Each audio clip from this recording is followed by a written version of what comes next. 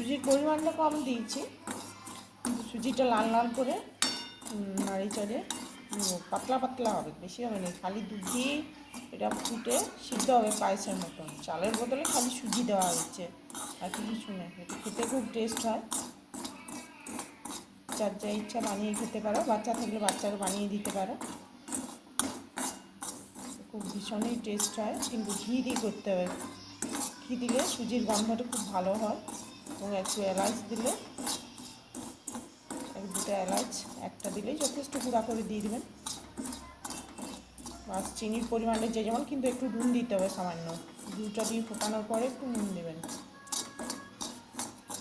মোটামুটি সুজিটা একটু ভালো করে হালকা ব্রাউনিশ করে ভাজতে হবে।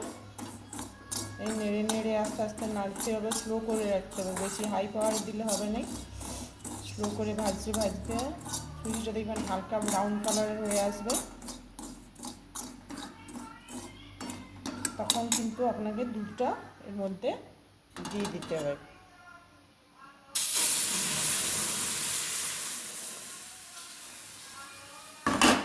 ছিটকে এলো, প্রচুর ছিটকা এলো, দুধটা গরম হয়ে গেছিলো, কড়াইটা দুধটাও গরম ছিল, কড়াইটাও গরম হয়ে গেছে, প্রচুর ছিটকালো। এলাচগুলো ভাসিয়ে উঠেছে আমার, এটা অন্য কিছু না, খালি এলাচের দানাগুলো উপরে উপরে ভাসিয়ে উঠেছে।